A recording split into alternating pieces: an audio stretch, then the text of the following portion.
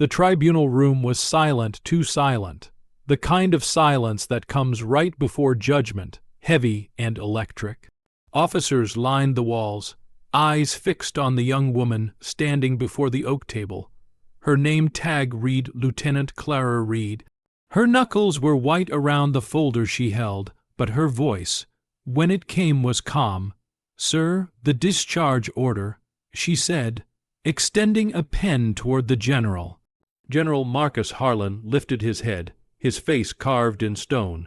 He reached for the pen, but something shimmered on her hand. A small ring, silver and worn, engraved with a faded insignia. His hand froze. The air thickened. That ring. The world around him blurred. The officers, the papers, the ticking clock, everything dissolved into memory. He had seen that ring once, long ago, on a man buried under desert fire. Sergeant Daniel Reed, the soldier who had saved his life. And lost his own. Marcus blinked. The silence shattered under the weight of 1,000 unspoken ghosts. "Where did you get that?" His voice broke the stillness. Clara looked up. "It was my father's." In that moment, the tribunal wasn't about discipline or law. It was about ghosts clawing their way out of the sand. The past had walked into his courtroom wearing his guilt like a uniform. 12 years ago, the desert had burned red. Marcus had commanded a convoy through a no-man's zone, an ambush, 3 detonations in sequence.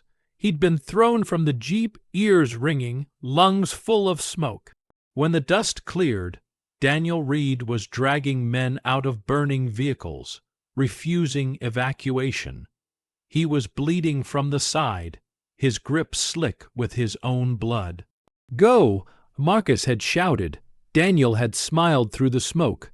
"Someone's got to cover your retreat, sir." That was the last thing Marcus ever heard before the explosion swallowed him.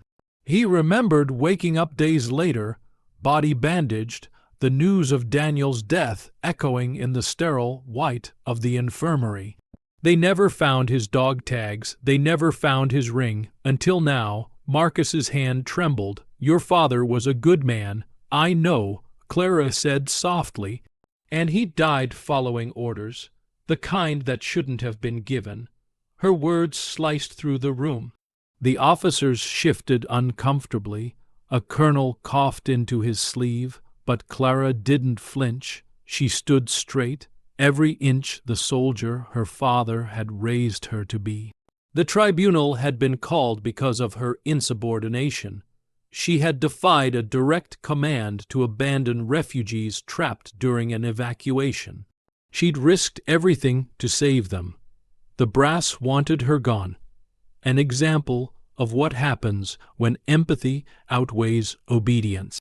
Marcus was supposed to sign her discharge papers, end her career, but staring at that ring, he saw not defiance, but courage. Not disrespect, but legacy. He could feel Daniel's voice in the back of his mind. "Don't let them forget who we were." Marcus leaned back in his chair. "Lieutenant, do you believe in orders above conscience?" She didn't hesitate. "No, sir. Orders mean nothing if they strip us of our humanity." The words hung like a verdict. Around them, the officers murmured. One major stepped forward. "General, with respect, this is a disciplinary hearing, then discipline me." Marcus interrupted quietly. The room fell silent again. Clara's eyes widened, just slightly. Marcus took the pen. Every movement was deliberate, heavy with history. He signed, not her discharge, but a single line across the entire document. Effective immediately, he said, "Lieutenant Clara Reed is reinstated with full honors." A colonel slammed his hand on the table. "Sir, you can't." Marcus's glare cut him mid. "Sentence. I can, and I just did." He stood, the authority in his voice shaking the air. Her father saved this country with his silence. She saves it with her voice. Don't you dare question the bloodline of courage. No one moved. No one breathed. Clara's eyes shimmered, but she held her posture. Marcus placed the pen back in her palm. "Keep it, you'll need it for the orders you'll be signing one day." Her hand trembled as she took it. The same hand that had carried her father's ring through every battlefield, every rejection, every whispered doubt. The pen felt heavier than it should have, like history itself had just changed hands. She saluted him. "Sir," he nodded, a faint smile tugging at the edges of his hardened expression. "Your father would have been proud."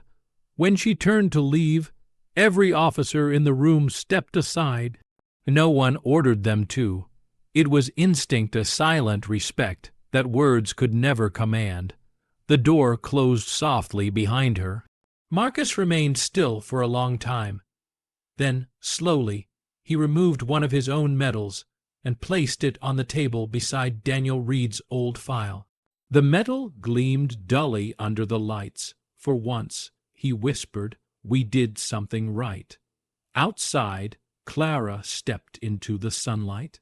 The air was sharp and clean, the way it always felt after rain. She looked at the pen, then at the ring.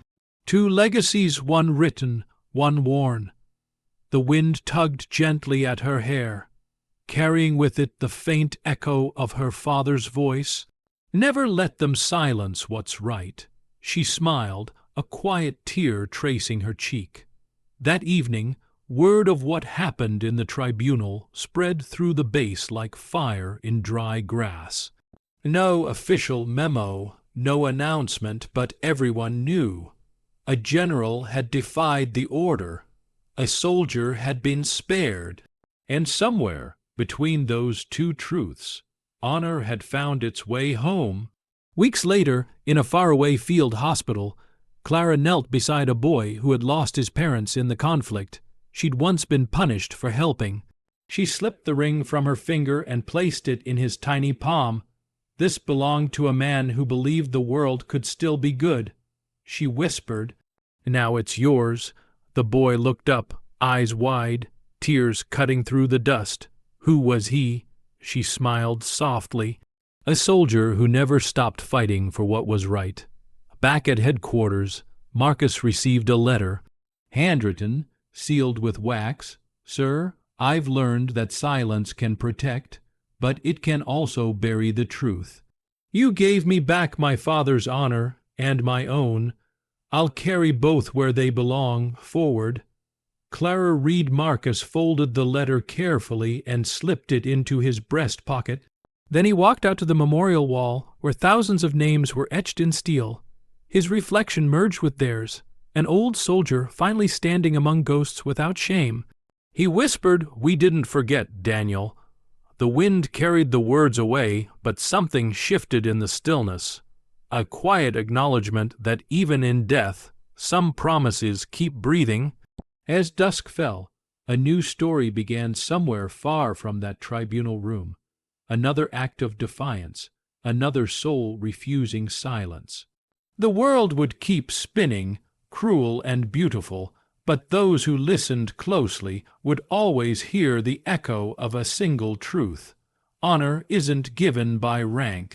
It's earned in the moments when no one is watching, and those moments, those silent battles, are what heroes are made of.